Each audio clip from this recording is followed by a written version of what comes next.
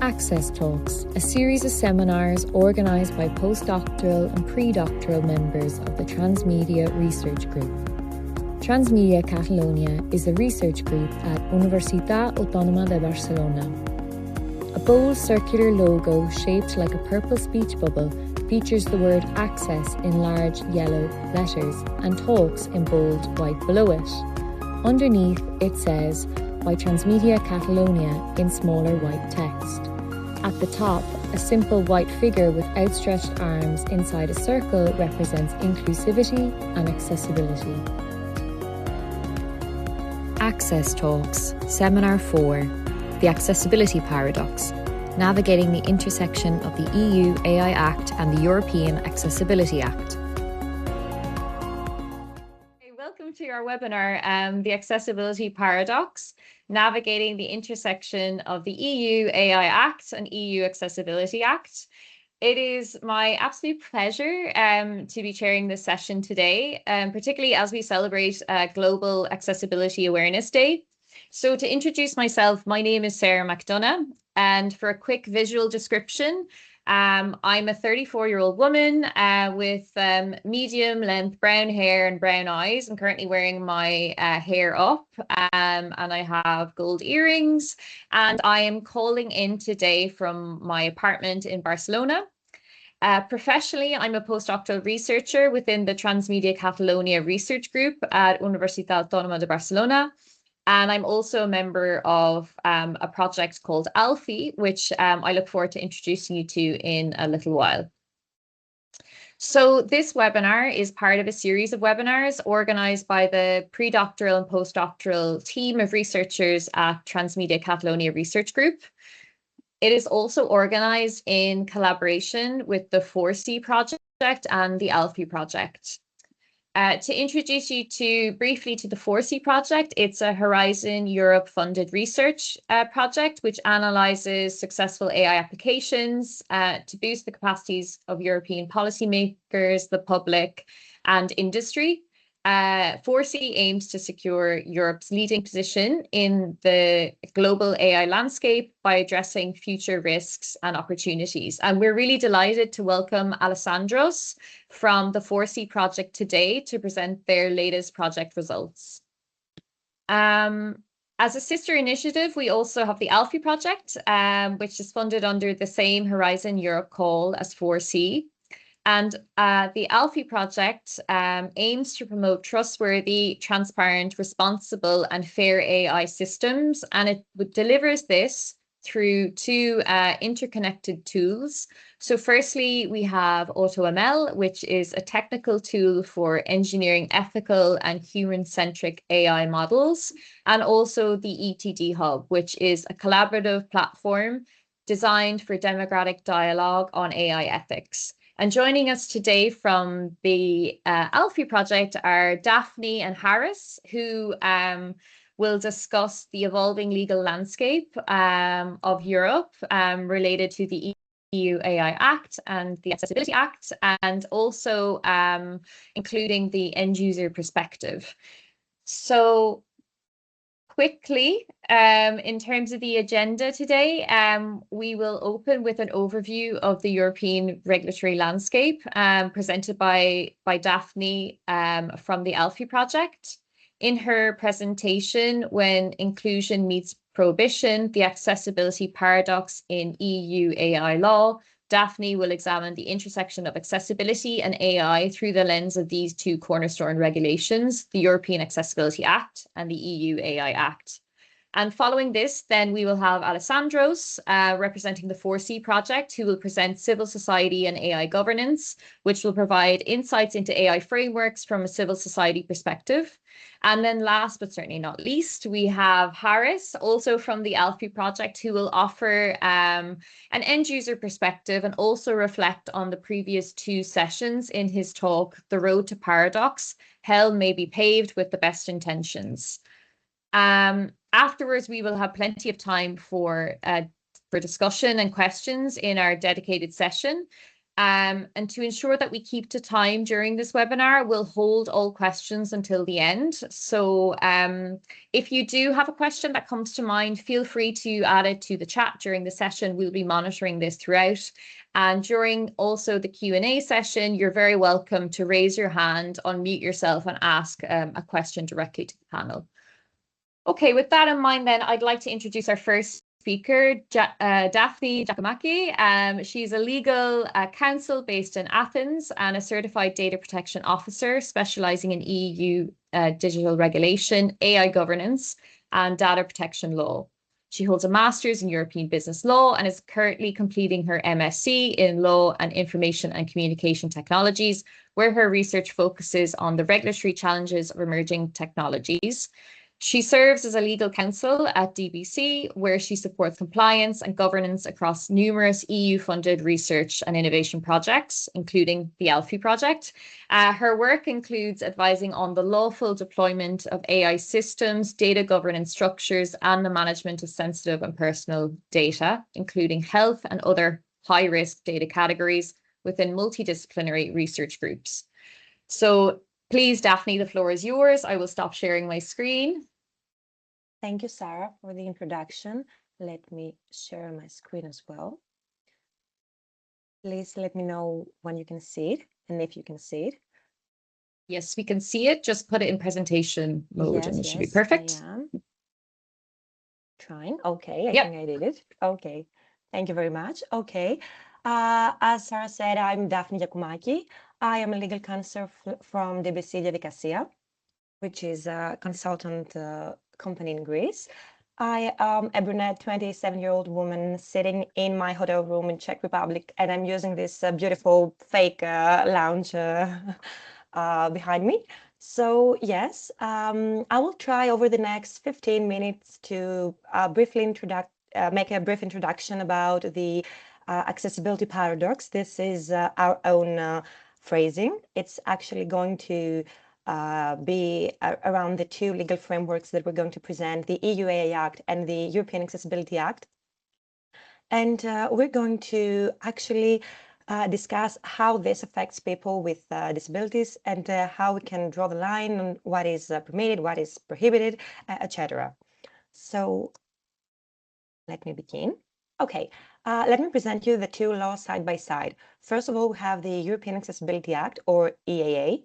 It is fully came into force in 2025.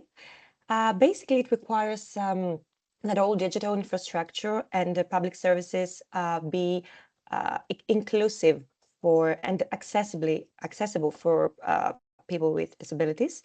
So systems may need to adapt to individual disability-related needs. Basically, the motto behind it is adapt to the user, while the EU AI Act poses some strict restrictions on biometric categorization. The AI Act is fully signed, but it's not yet fully applied. It has a gradual application from 2024 until 2027. And it prohibits, most importantly, inferring sensitive attributes, including disability status, in certain contexts. So basically what the AI Act says is do not profile the user. But let us be more clear. So the accessibility paradox, as we call it, is the distinction between EAA that says know your user's needs and the AI Act that says do not infer who those users are. So let's make something clear. Both laws are well-intentioned, for sure. Both laws are legally binding. They're European regulations, of course, they're binding. And yet they pull in opposite directions. So for all of us, researchers, developers, urban planners, and even us lawyers, it's not just a theoretical tension, but it is a daily design challenge. So we will try to identify the legal gray areas and explore how to better navigate them. Okay, the AI Act doesn't say that all personalization is prohibited. We have to distinguish between profiling and personalization. The one is prohibited, the other is permitted. So biometric categorization, so to categorize a person based on their biometrics, is forbidden. To automatically infer the disability status of a person is prohibited. On the other hand, accessibility-driven personalization and users declaring their preferences to this system is very, very well accepted. So we cannot detect what the user needs without a valid consent. But if we ask the user and if we set specific settings that could be adapted, then we're okay, we're permitted. On the other hand, if we use sensitive data for the AI training, etc., again, we fall under the prohibited section of the AI Act. So what we can do instead is to use transparent and revocable consent mechanisms, but we will talk more about this later. So the boundary between those two legal frameworks remains legally uncertain, and it's very, very difficult to define it, technically speaking. So data deserts, what are those data deserts? Okay, the accessibility needs of many, many groups of people remain poorly represented in the existing datasets, which means that people with disabilities, older people, people with even invisible disabilities are not in the room with us when making the choices and when discussing the things. So that forces us to make a difficult three-way choice. First of all, to infer their needs, which means to let the AI guess, which is, of course, legally risky under the AI Act. Secondly, we can just design for no one in particular, just for the average user. Again, it fails under the EAA goals. And a third choice could be the human mediation. But again, that relies on human facilitation, which is very difficult to scale. So none of this fully satisfies both accessibility and AI governance requirements. Okay, another percentage of the population that are very, very poorly represented, and actually the current framework does not serve them well, is the neurodivergent group of people.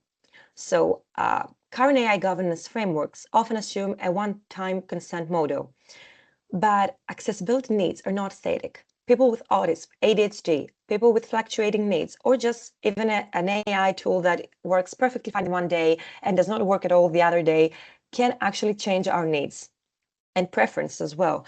So since needs can fluctuate across contexts and environments, rigid consent models fail to capture this very vulnerability. So static compliance frameworks risk embedding the very same neurotypical assumptions we're making.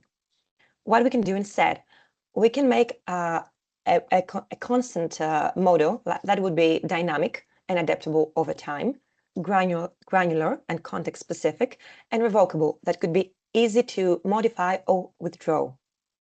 So it's not just a checkbox compliant, but it's a genuine user agency for compliance. Many tools, many co-creation digital tools, such as chatbots and AI assistants, are heavily used in participatory urban planning and civic engagement. The risk here is that automated interfaces risk replacing human interaction where it is most needed. And that could leave out older people, older adults, digitally excluded groups, people with disabilities, and they could face very, very big barriers.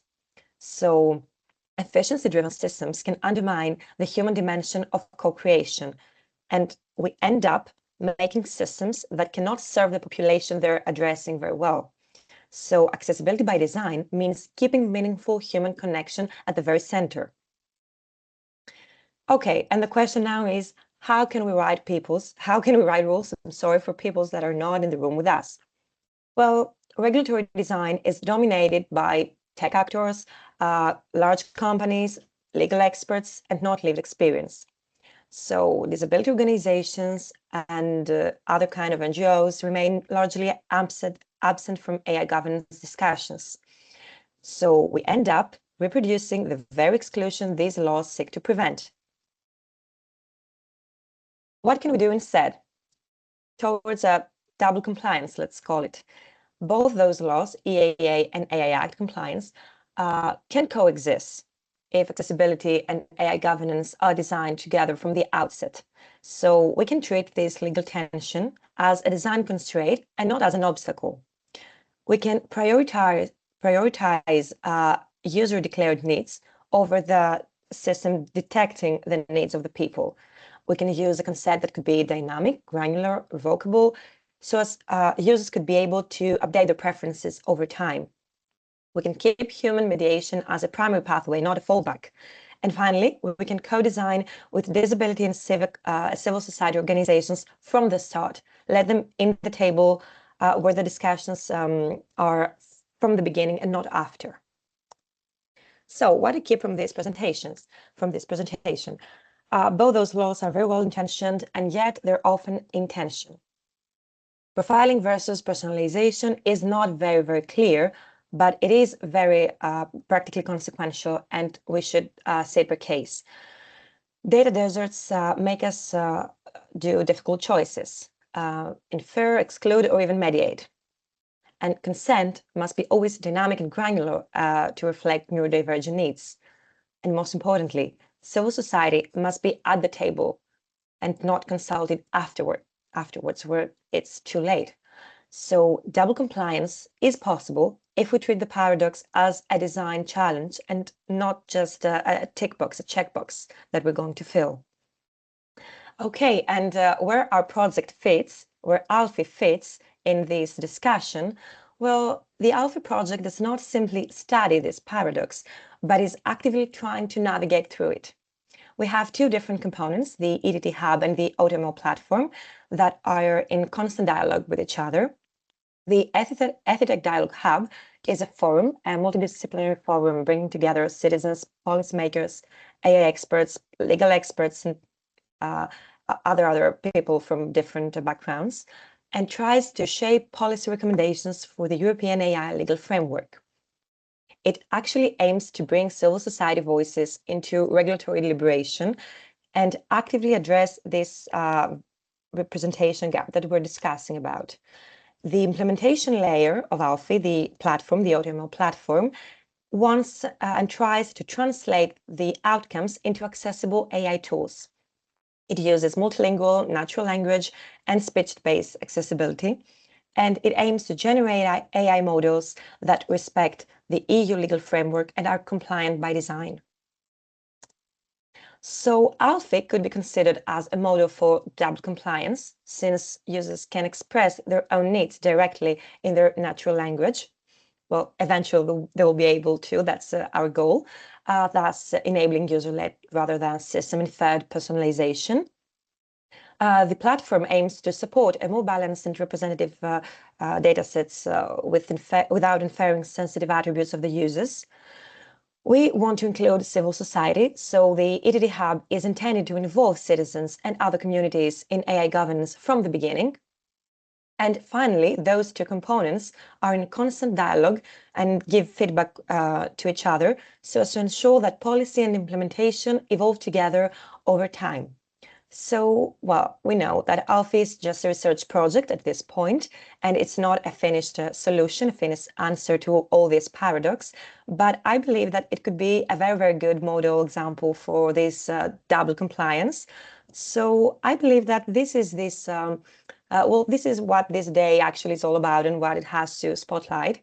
So yes, I think that ALFI can do a very good job in the future. So thank you very much, and I look forward to hearing your questions or discussions, if any.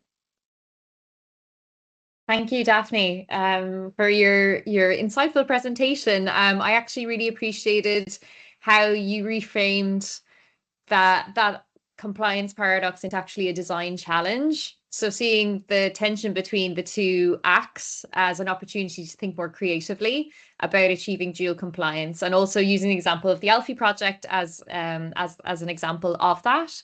As a quick reminder to our audience, we're holding questions until the end of the webinar. With that said, I'd like to now move on to our second speaker, Alessandros Minotakis, who is a postdoctoral researcher in AI and Labour, Political Economy of Digital Media in UCD Centre for Digital Policy. Alexandra holds a PhD in Communication Studies from the University of Athens in Greece. Among his research interests are critical political economy of media, discourse analysis, and fake news. And today, Alessandros will present the work that has been done in the 4C project. So we look forward to hearing about that. Alessandros, the floor is yours. Okay, so hello everyone. I'm really glad to be here. I think our two projects have some distinct area of focus, but given the previous presentation, I'm really seeing some convergence around the current regulatory landscape in European Union. So, a bit of a presentation about me. I'm a 36-year-old male. I have brown hair and brown eyes. I wear glasses. I live in Dublin, but currently I am presenting from a friend's apartment in Athens as well. So, okay. And let me share screen. Okay. So, can everyone see the 4C logo? Yes. Great. Great. So, we are also an Horizon project. Our full name is Forging Successful AI Applications for European Economy and Society. Our main premise is rather simple. It's that we talk a lot about AI. We are, of course, inside an AI hype cycle, but we lack a common understanding of what constitutes successful AI applications. And evidently, different stakeholders, different social groups hold different opinions on what constitutes success.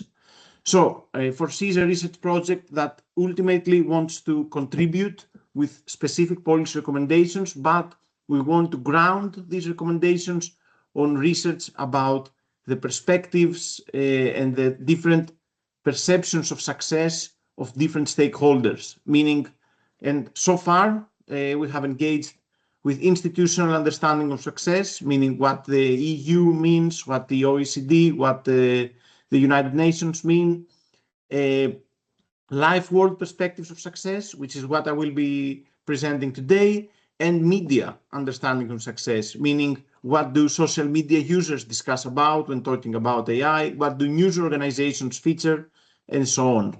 Our goal is to build an enriched understanding of success, which will feed into what we are trying to build, a decentralized oversight and governance model, which, of course, we don't mean to substitute or replace current EU initiatives, but complement them, strengthen them through these regulatory tools that hopefully will come out of our project in 2 years' time. So, particularly, we are discussing what our work package 3, which worked with small and medium enterprises, with awards and prizes organizations, and more importantly for our discussion today, with civil society organizations, where we ran an online survey and a series of workshops. So, what do CSOs matter in AI governance? First of all, CSOs represent a form of situated knowledge, a kind of expertise that has to do with marginalized groups, with communities and social groups that are disproportionately represented in AI governance. And we think that this is the reason that also European Union acknowledges civil society organizations as one of the stakeholders that in some way should be involved in AI governance. We already discussed the AI Act. The AI Act clearly outlines the multi-stakeholder perspective of the EU. But as we're trying to demonstrate today in what we call the governance paradox, this is often not the case. But our starting point is that CSOs, NGOs, their workers and activists, they matter because they provide specialized perspective that often moves beyond the efficiency-focused or profitability-focused narratives of big tech companies, which of course represent the major actors in the current AI landscape. Secondly, why does AI bias matter?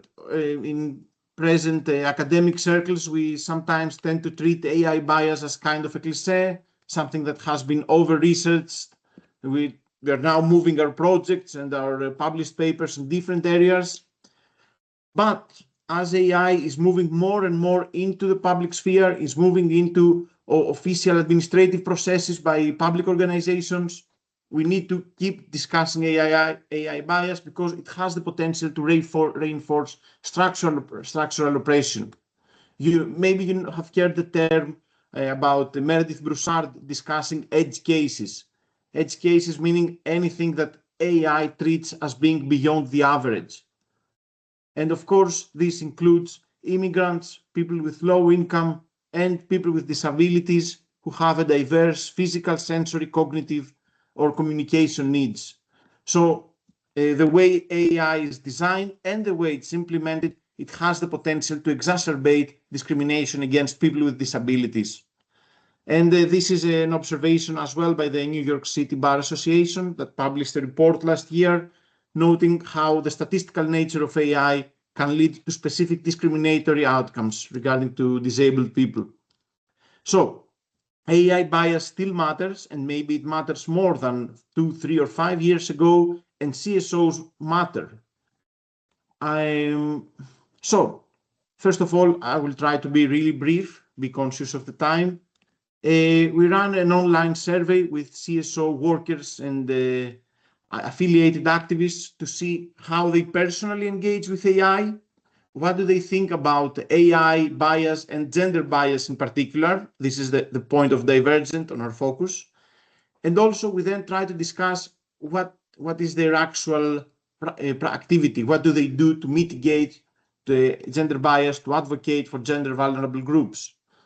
So first of all, it's interesting that I have made a selection of tables. I don't want to bore you, but across all categories, CSOs seem to daily or weekly engage with AI systems, both in a personal and a professional capacity. So they use them a lot. At the same time, they are not confident about understanding how they produce their outputs. They are not confident in their outputs themselves.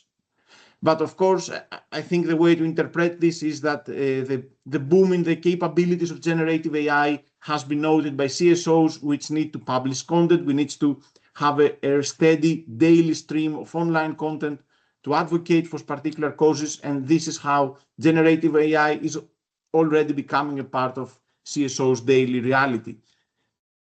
At the same time, CSOs, workers, and activists, they are highly aware of specific cases of bias and gender or LGBTQ plus bias.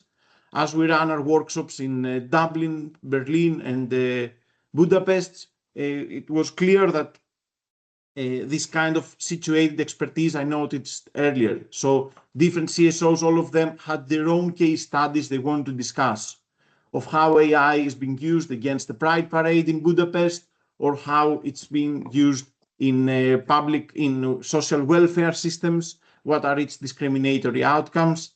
And in that sense, it makes sense that CSOs, workers, and activists are really concerned about the impact of AI systems.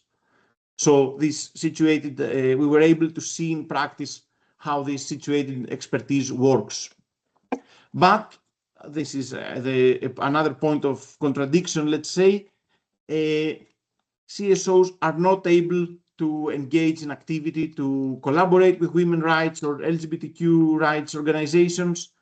And the majority of them, something like 45%, never engage in any educational or policy activities around AI and bias. So this is the results that came through our survey, and this is one of our main points of interest going into the workshops and discussing with these people, because we wanted to see what's going on there, why we have this discrepancy between high concern, high knowledge and awareness of bias, but at the same time, really low engagement and activity on this topic. So, first of all, the workshops were able to corroborate our findings, that CSOs use AI but do not trust it. They perceive it more in terms of risks and potential harm.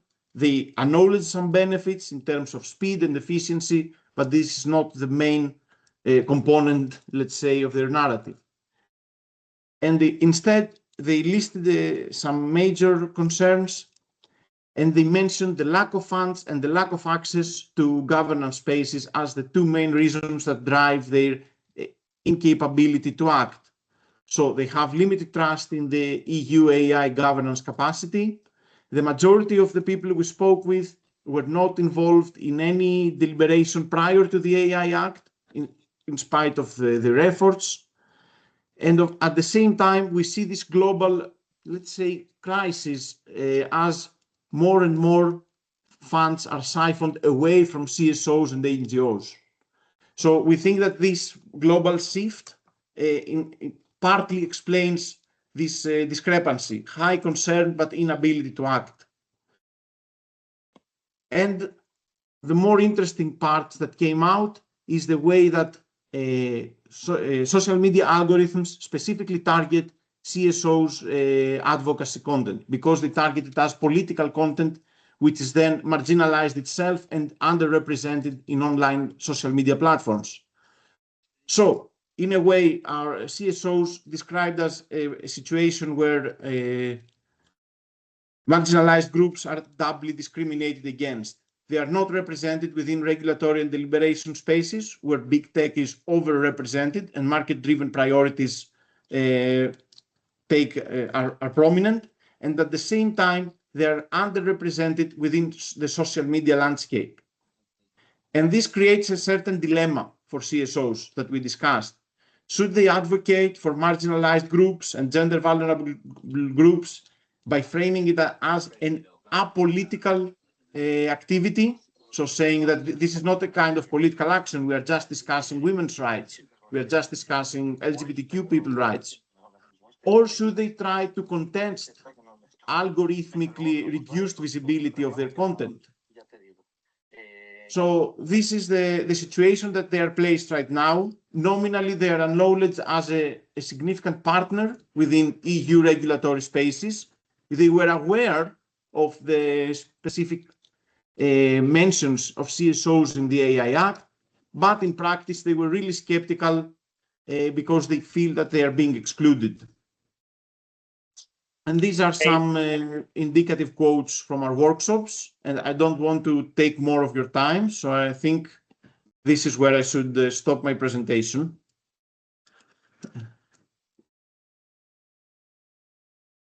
Thank you, Alessandro. Sorry, I was reading some of the quotes from the slides.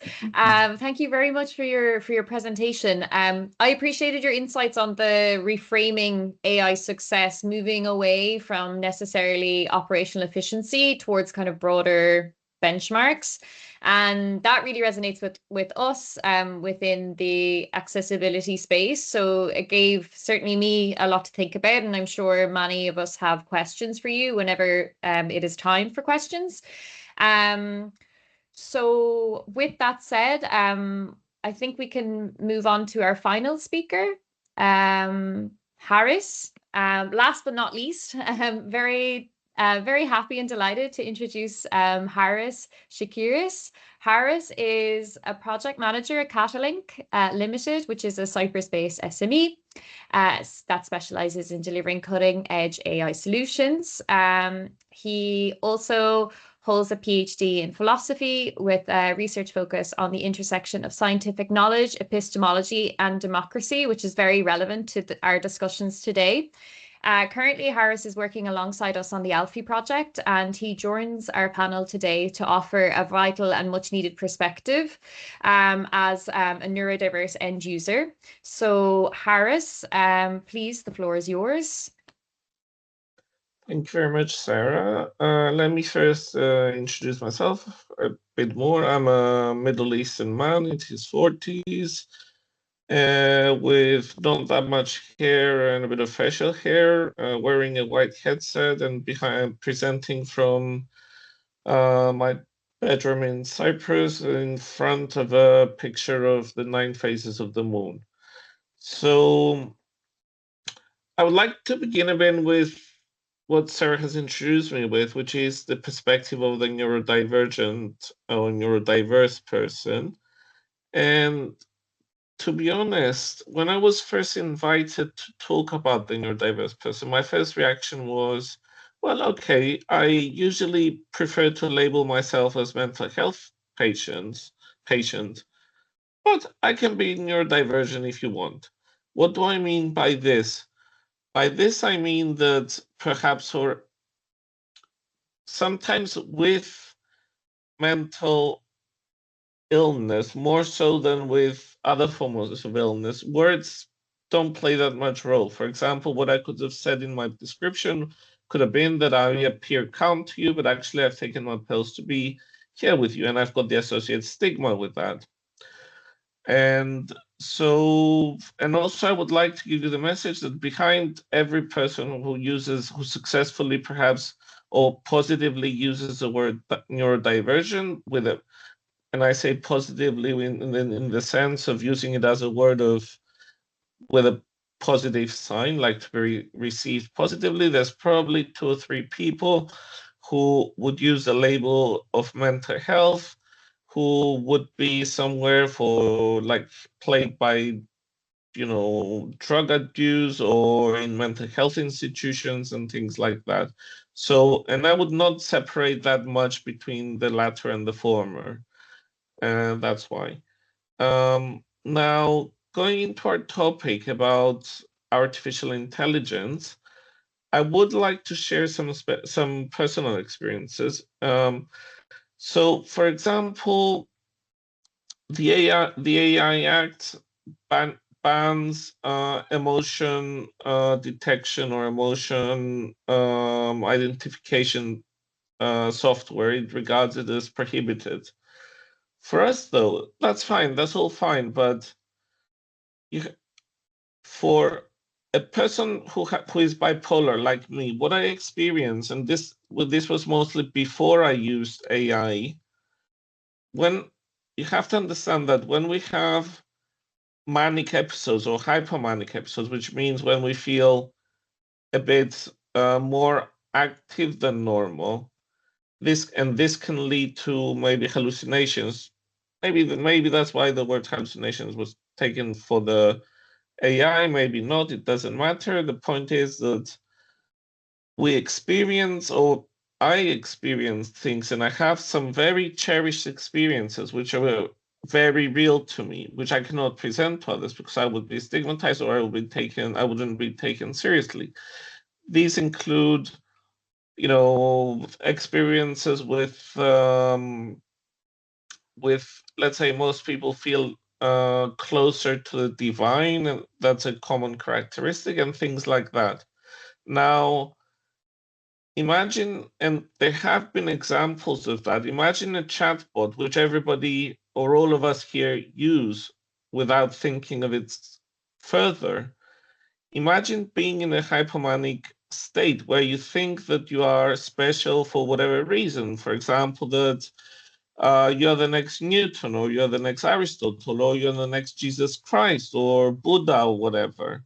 Imagine if you have an AI, a chatbot that reinforces this. Try to get into the chatbot's shoes. Whatever it says, it will be wrong, basically, because you need it. If it's positive towards you, it just pushes you on, and you develop more of your theories. When I've heard that from others, for example, they come to me and they say, like friends who are bipolar, they say, oh, last night I was solving big equations and I found that the universe has 5 dimensions. How did you do it? I was talking to ChatGPT and it did it for me. I fed it some stuff, and after a night of calculations, it gave me my beautiful theory. So that's when the AI plays along with you. It reinforces these delusions. Now, if it goes against you, then it's much easier to turn against the whole thing. And I know from my own experience, I actually threw a computer to the ground and broke it because my delusions had to do with computers, like with paranoia, essentially, like that somebody was following me. So these are some of the realities of what, let's say, I'm a bit scared to say we experience. I'll say that I have experienced. On the other hand, I am a reluctant AI user for the reason that when it first came out, I thought, and I perhaps have the evidence to show for it, in the sense that I beat AI, in the sense that when it came out, I had my experiences where I drove it into a bug, or I drove it into a mistake. I drove it to raise its hands and say, oh my God, I cannot continue this conversation. So it's very easy to anthropomorphize when we anthropomorphize the AI, the chatbots, let's say, for an example, then it becomes it becomes anthropomorphized. It becomes like a human in a very real sense of the word, and it can develop into a very intense experience with us. Of course, there's gradations of neurodivergence. I mean, this happens for others. For example, Richard Dawkins, if you know the British biologist, he said, I think that AI is conscious, just as me. I call it Claudia. So it's not just us who does this, who anthropomorphizes this. Indeed, many people seem to be doing that. But on the other hand, it's us who take the medication. So with this, I want to say that the situation is supposedly much worse for us. Now, these are some experience. I hope you can see how this goes. Now, moving to my title and getting a bit more technical about why I chose this saying that the road to paradox is paved with the road to paradox hell is paved with the best of intentions. I think Daphne covered me with that. I mean, what I wanted to say is that you do observe the people legislating do indeed have the best of intentions. They are idealists perhaps, and they believe that law, they try their best, both them and perhaps the people who develop the AI products, at least some of them, perhaps all of them, or at some rank, maybe, the developers, for example, the coders, perhaps they want what's best for humanity, it's easy to say, they only think about profit, or they don't care about other people. Maybe it's not that they don't care, it's that they don't see some of the problems, because as Daphne said, we're in the margins. It's unavoidable. For example, you can think of 1,000 conditions, mental health or not. You can think of 1 million conditions which will not fall within the scope of a law or within the scope of a program. So we have to grant them that. And now what happens then is, what we can lean back on, maybe it follows from what I said, maybe it doesn't follow, is that, a way to get past this is to always say that, I didn't hear this, like to try to have as much contact with the people that the legislation is being for, to be able to have a constant procedure of updating and learning and changing the laws as we go along. However, another proposal that may help, and contrary to what I said, that the coders and then the developers and maybe even the people who make legislation proceed, would be rather a better way to do things would be to make sure to bring AI, because both the Accessibility Act and the AI Act largely have to do with AI products, would be to regulate AI by some sort of global public body. In other words, to make sure, or to try to impose the idea, or to make political representatives accountable for these products. Why do I say this? Because both the Accessibility Act and the AI Act, at the end of the day, the approach had to be to constrain products which are made for profit. So you can try to make these products safe, but at the moment, these products are used or have been developed and are used, and the main currency is the profit machine, is profit. And the EU tries, with the Brussels effect, it tries to constrain them a bit through legislation. But at the end of the day, and also what happened with the AI Act is they have other pressures to legislate and to cover for companies who keep on churning products and who may have the incentives to cut corners with guardrails. Despite what I said, the coders and the developers might be idealistic, but it seems that at the top, there's less room for being an idealistic servant of humanity.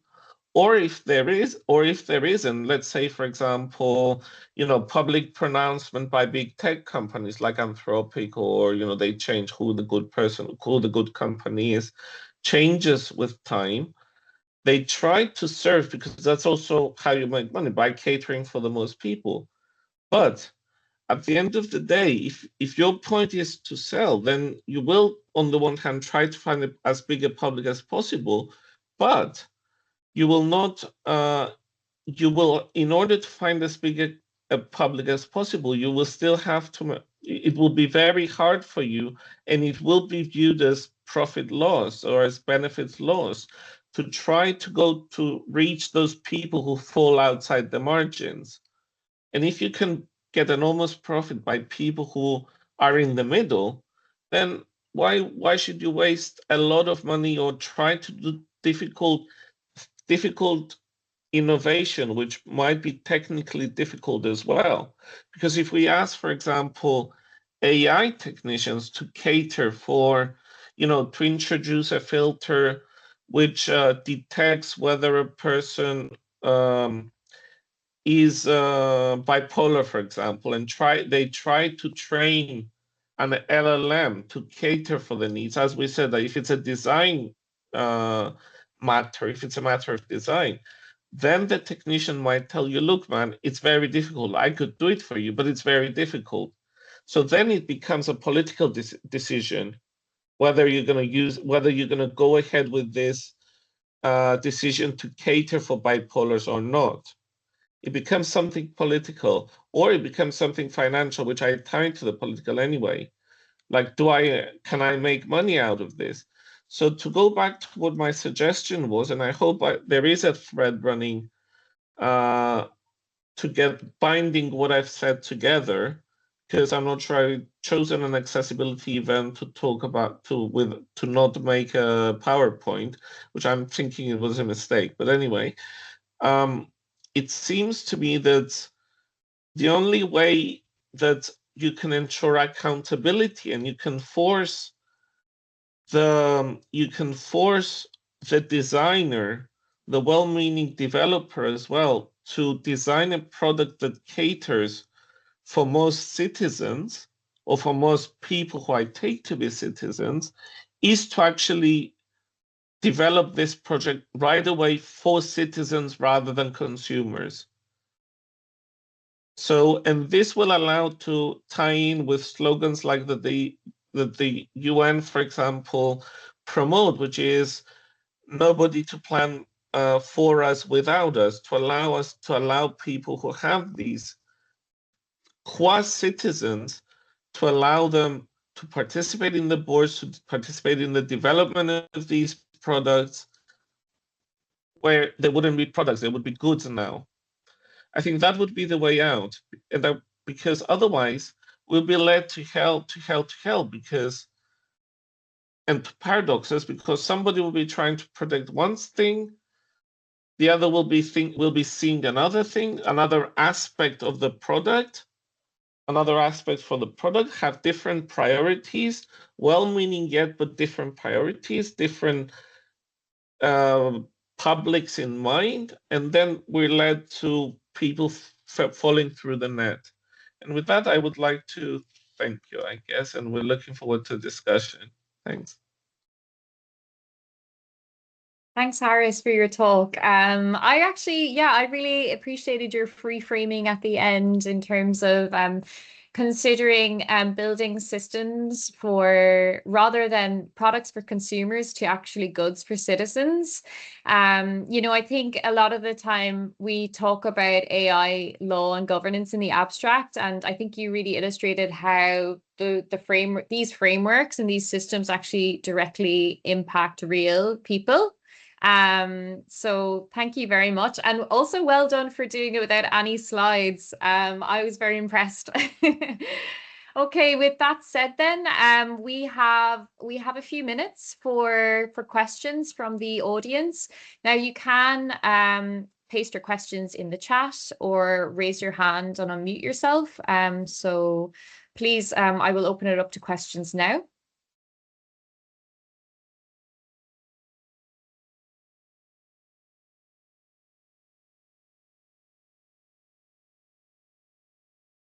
Well, oh, I see someone has raised their hand. Okay, brilliant.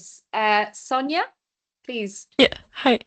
Thank you everyone for the talk. So that was really great. I have a question for Daphne about the one-time consent versus dynamic and revocable consent. Do you have a sort of more tangible example of what that can look like the one-time consent model, and what an improved model could look like?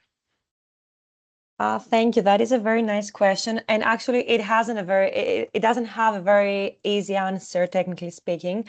I mean, GDPR also says that we have to have a consent that is.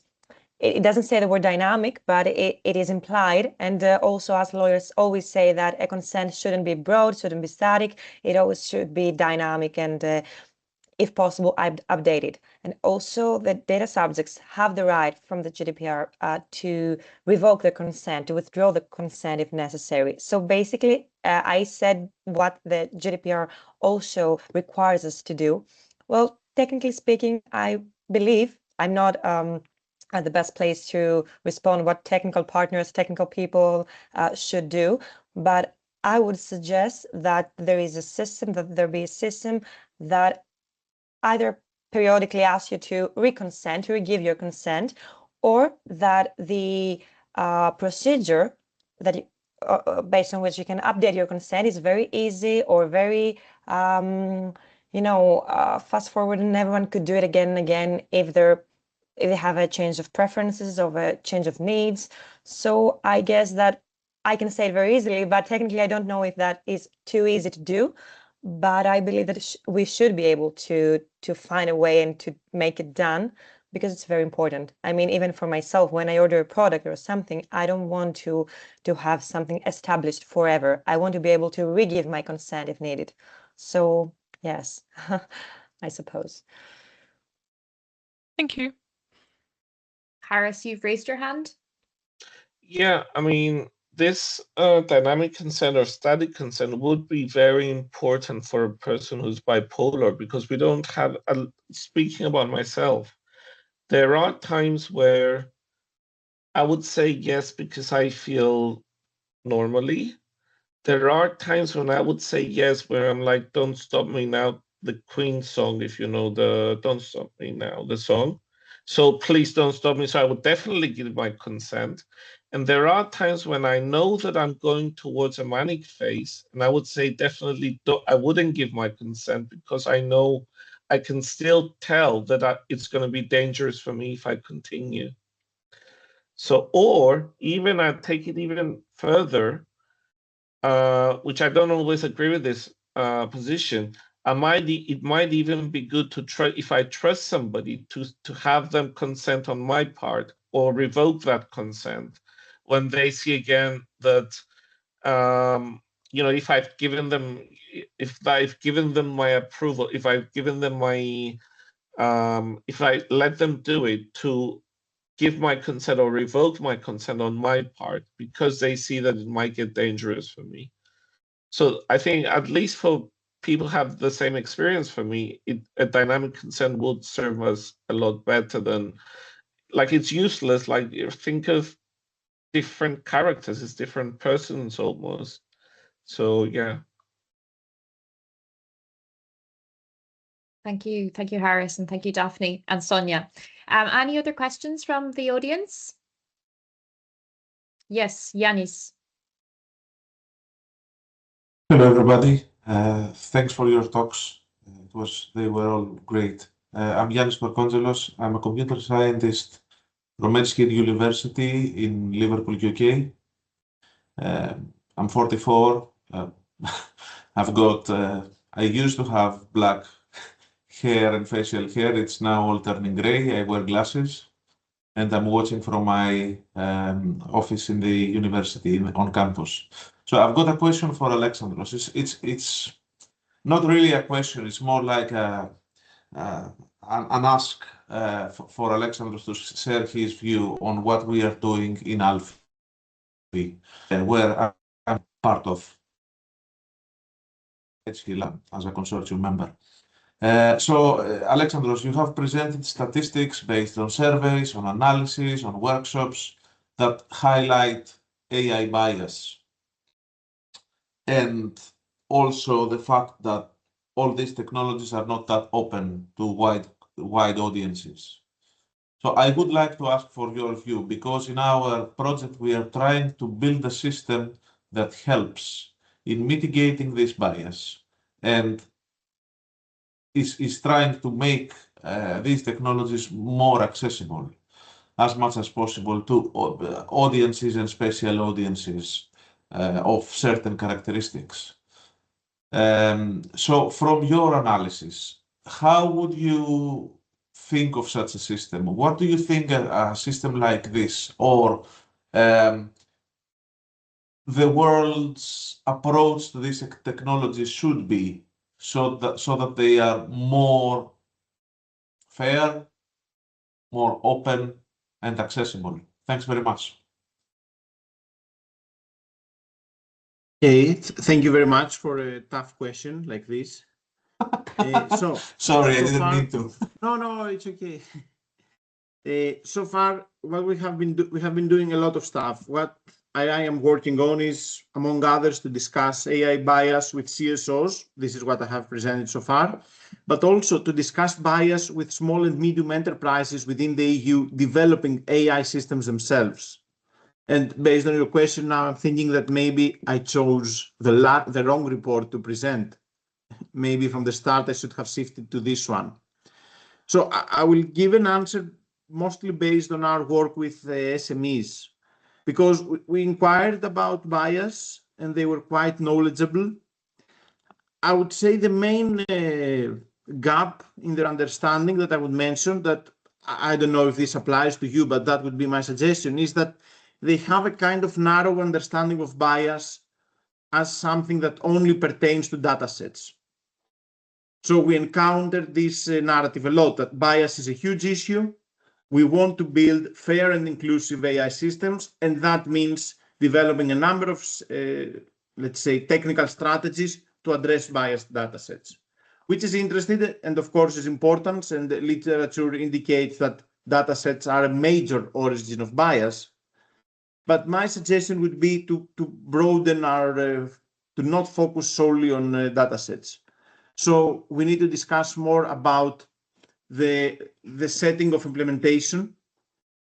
So, for example, if we check out prominent cases of bias in the last year, like the Netherlands welfare system, I think we will see that it's not just about the datasets or the algorithm itself, but how the setting of implementation, the objectives that were set regarding state aid for single mothers, it definitely precluded the algorithm, disposed it towards a discriminatory outcome. And the other output that we discussed both with, the other aspect that we discussed both with SMEs and CSOs, was inclusive engineering teams. And I think that this kind of alliance between NGOs and the AI industry is one of the major pathways for fair systems. So, for example, if you want to design something that takes disabled people into consideration, then you need to somehow include them in the design process. In our research focusing on AI bias, a minority, but there were some entrepreneurs clearly stating that my inability to include women and LGBTQ persons in my engineering team, of course, they shifted the blame to the broader pipeline issue. They tended to set blame themselves, but they acknowledge that if I don't include women in the design process, then I'm opening up myself to delivering a biased AI system in the end. So I think that these two aspects are what's missing from the broader debate. I really have no particular technical advice for what you're doing. It was very informative for me. I learned a lot of stuff today, I think. So no advice specifically on you. Thanks very much, Alexandros. That's very helpful.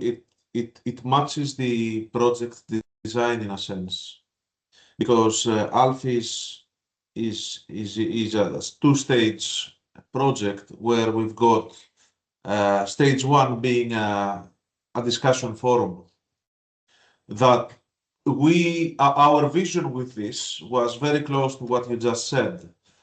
Open the floor to the users to express their expectation, their intentions for those systems, so that these are turned into requirements and are taken into account in the development process. So a structured co-development, let's say, we try to implement in ALFI. I don't know if that's the best way to do it. At least it is one way to do it.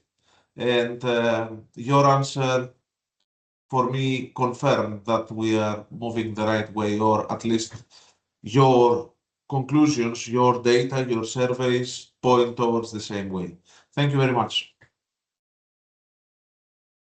Thank you, Yanis. I'm going to ask a question to Harris. I'm going to take advantage of my role as chair to ask a question. I see your hand up, but I'll just ask this question first. So in this webinar, we've looked at we've distinguished between a system that adapts to you and a system that categorizes you. This is something that Daphne mentioned in her presentation. I'm wondering your perspective from where you stand. Does this distinction feel meaningful in daily life, or does it often collapse in practice? How is it for you? If you could add a few comments about your perspective on that.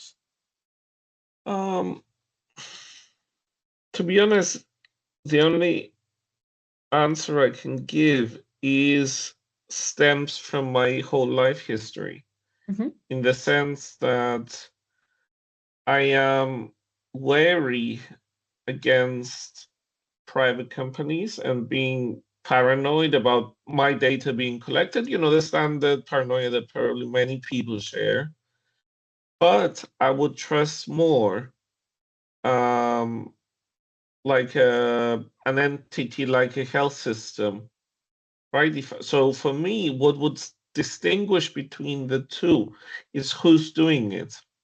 Otherwise, you're right, it might collapse. It's the same thing. You know, they might even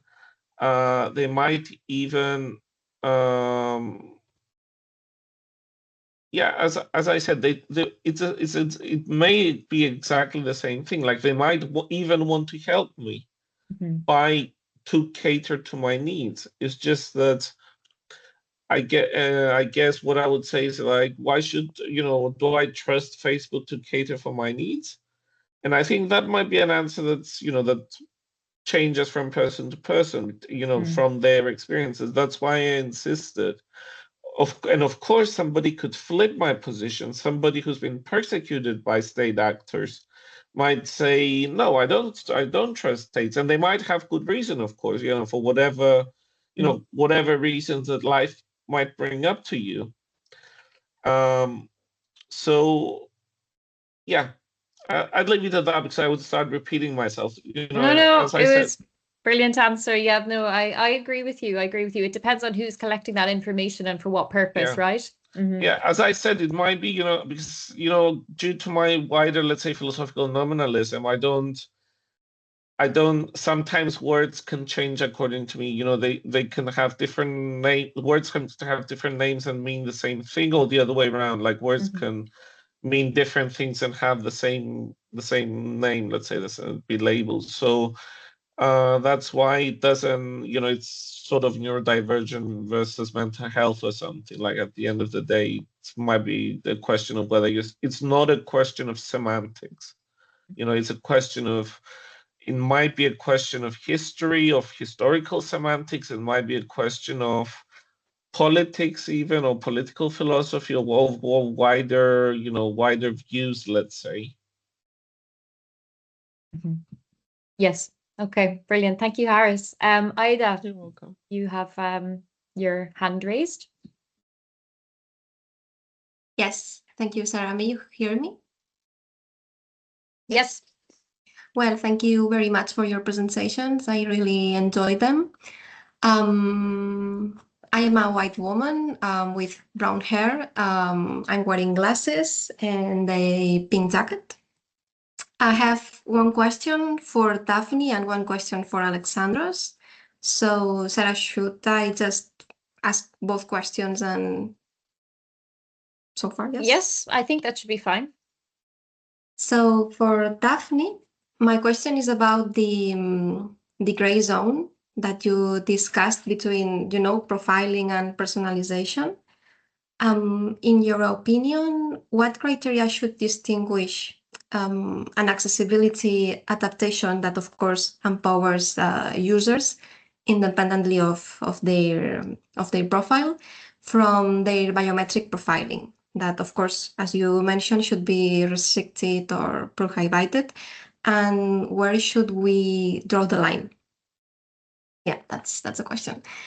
And for Alexandros, you also showed a quote at the end of the presentation that the political climate actually is a big barrier for NGOs. So may you give us an example in this sense, if you are allowed to do so, and how this may affect your project? And that's are my questions. Thank you. Thank you. I think we can start with Daphne's response and then Alessandra's. Thank you very much for your question, Ida. Well, again, it is a very difficult answer because it's what you said, it's a gray area. So, well, also GDPR says that biometric data, when used for specific purposes, are considered to be very sensitive data. So it all comes down to why you're collecting them, what are the reasons behind it, what do you want to do with them, and you have to collect as fewer data as possible to achieve your goal. Well, I would say that if you collect biometric data in order to categorize a person and then put them in a specific dimension, a specific area based on their status, and then this categorization may have harmful results or unequal results for them, of course, it should be prohibited. I mean, it doesn't help them interact with the system. It just categorizes them to to a specific category so that they could be excluded from something. So I suppose that an answer could be that it's based on the purpose behind it and what you want to do with this. So if you just want to make a tool more accessible and you ask them and you try to, I wouldn't say profile, just personalize to make a personalization more easily done, then I think that this is completely permitted and fine according to our legal framework. But if you just want to profile a person based on their needs and then categorize them and harm them, of course, this should be prohibited. So I have no actual answer, but it's all based on what you want those data for. So the purpose and the base for this. Yes, thank you. That was my question, because for me to draw the line between both concepts is, yeah. It's very difficult for all of us. I mean, even for, I believe, even for lawyers, even for regulators. That's why we don't have a specific, I mean, in the AI Act and the GDPR, there is no line drawn. I mean, that's the whole paradox. So yes, I don't have an answer because there is no answer. I mean, I don't know what exactly we should propose, but I think that it lies there in between. Yeah, thank you though. It's no, thank you. It's the problem of this discussion. Alexandros? Okay, yeah. So I think we would need an entire separate webinar to discuss this. I will try to be really brief. So given the discussion in the workshops themselves, and the broader challenges we faced in trying to find people to actually complete our online survey, I would say we have two trends. One is long-term and long-running and has to do with the past decade or so, where CSOs of any kind, NGOs, citizens initiatives, whatever, they are treated either as of secondary importance or treated as actual social problems, as a waste of money, as activities that undermine national unity or undermine social cohesion. So in a way, all the CSOs that we contacted, which were CSOs specialized either on digital rights or on gender rights, they all faced funding cutbacks in the past decade. And this led to them downsizing their personnel, which from a research perspective led to us not having people to answer our questionnaire, which is not the important part, just trying to. So I think this is the broad picture. And we also have a specific conjecture, given that this survey was conducted between June and September 2025. And I think the responses and the workshops that we ran after the survey were particularly influenced by Trump's second term and the way the CSO landscape is restructured within the US and how this has impacted international CSOs and NGOs like Amnesty Tech, for example, but also how it has a specific impact here in Europe. Given that we also ran a workshop in Budapest, there it was clear that all 15 CSOs that participated, they were targeted by the government. And they were treated as an internal enemy. So I would say that this is the broader climate. And of course, within this perspective, I think one participant in a workshop described it like this, that right now we are fighting a survival battle and we are losing. So in a way, we would like to engage with AI issues. We would like to discuss digital policy, but de facto, this is not a priority for us. So, and I think this kind of summarizes best our research and our findings. Harris, you have your hand raised. Do you want to contribute something? Yeah, I would like to contribute. I mean, as I was looking, and of course forgot, that's the downside of not making a presentation. I saw that there was a public consultation, or there were public consultations in both the EAA and the AI Act.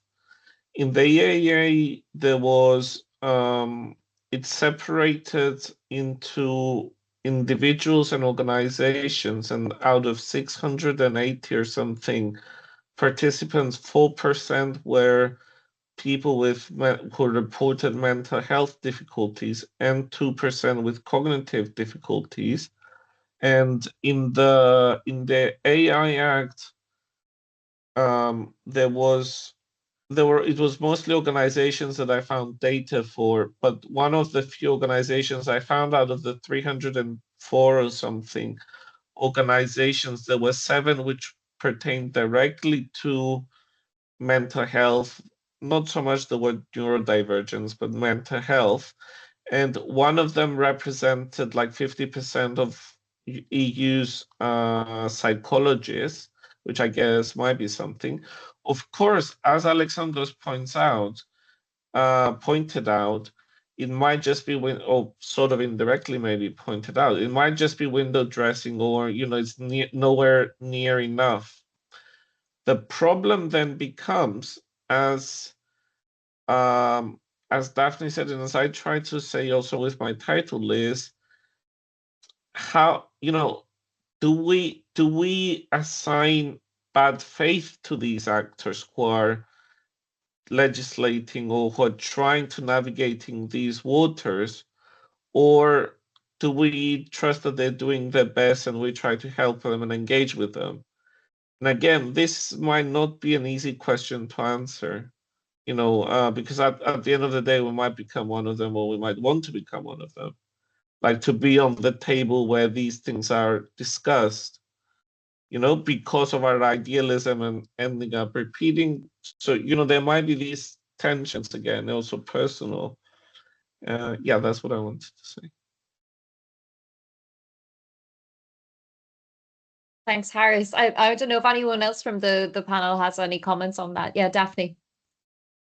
Well, I completely agree with Harris, and I think that that is the question of the problem today. I mean, even if we have NGOs and organizations and a large, not large, but different categories of the population involved, I don't think that this is enough, and I still believe that only the bigger NGOs and the bigger organizations are present in those discussions. So I believe that it should be better if we had more smaller groups representing different categories of the population with different needs, maybe even older people. That I don't think that there is any representation of older people in the table. I think that it would be better. So yes, even if there are some steps towards the right way, I think that we're not done and we're not enough yet. We're not there yet. I agree. Thank you. Thank you, Daphne. Do you have any other questions from the audience? We have a few more minutes until we close.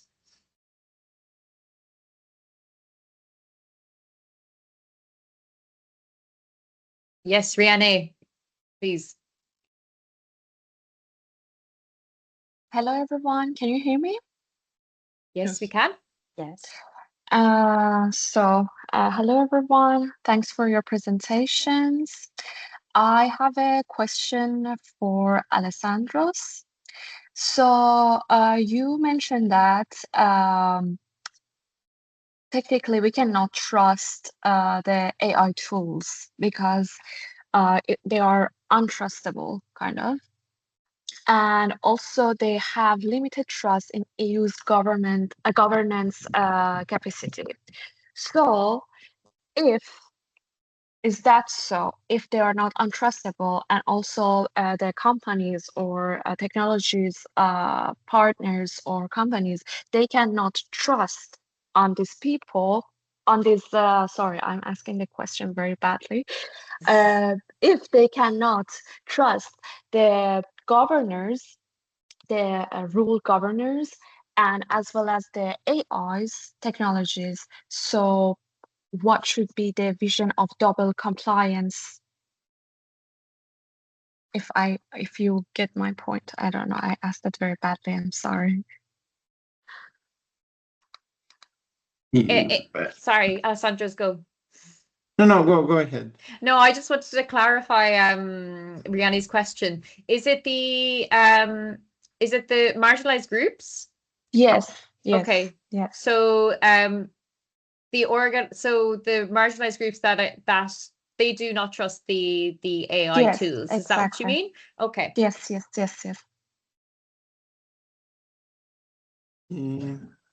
Yeah. So once again, I think I will refer to our research with the SMEs, because of course, ultimately it's a question of trust, but we try to problematize the notion of trust and discuss what makes these AI systems not trustworthy. And I think we have levels of opacity that spread across all AI life cycles. So let me go back again to the case of SMEs developing AI systems within the EU. They are quite honest. They were quite honest with us, and we have already published this report in Zenodo, as they say that if there are certain blind spots even within our own AI systems, because they often operate on infrastructure that is owned by big tech companies like AWS or Microsoft Azure. We often train them using data sets that we have not compiled ourselves, that we have not audited ourselves, so data sets that are potentially biased. And given compliance with the AI Act, which is pushed back by the Digital Omnibus, we are unable to fully comply, because even on our own AI products, we only have access to part of its production. So opacity remains as an essential feature even in European AI products. And I think this raises the question of digital sovereignty. So in order to have trustworthy AI systems that are we can confidently say that they are compliant with the AI Act, we need a different production and assessment process. as things stand right now, we are engaged in another paradox that we try to enforce certain regulations upon AI systems that are opaque and they have not been developed within the EU. So I would also like to add this part in the debate without substituting or replacing or undermining what we have discussed so far, meaning inclusive design, a multi-stakeholder approach that also engages with the users, with end users, etc., etc. But I think this level of non-transparency should be highlighted as a major barrier in everything that we discuss right now. Yes, thank you, Alessandros. I think that there's a really good point to make in terms of data sovereignty, particularly when we look at AI systems. I mean, I feel that what we're doing in Alfie is kind of, we're trying to work within the European sphere.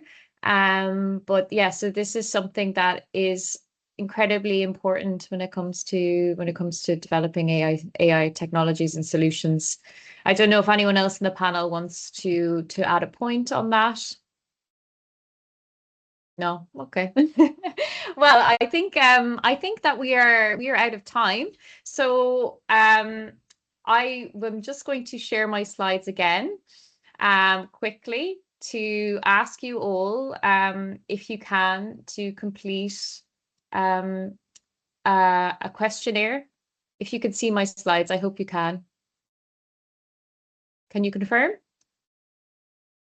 Yes, we can. Okay, brilliant. Okay, well, we have so this obviously is webinars that we are running in Transmedia Catalonia, and we really would appreciate your feedback on this webinar and maybe some suggestions for the next. With that said, though, I really want to give a huge thank you to our wonderful speakers here today for sharing their expertise. I really enjoyed the Q&A session. I think it really drew out a lot of your expertise on this topic, and I think it's left us all with food for thought. And I would also like to thank all the participants here today with us and for your questions, and thank you for being a part of the conversation today. With that said, please enjoy the rest of your week, and thank you and goodbye from all of us. And I'm going to stop sharing. Thank you very much, everyone. And Sarah, many thanks for the opportunity to discuss this interesting topic. I did quite a research because I wasn't that much familiar with all the accessibility requirements, and it is very interesting, I think, and under discussed. Yes, it was a mutual learning experience for us all, I think. So thank you everyone, and I'm going to leave the recording, leave the meeting open for about 2 more minutes, and then I'll close. Okay, so thank you. Thanks, everybody. Thank you. Thanks, everybody. Bye. Thanks for attending. Bye.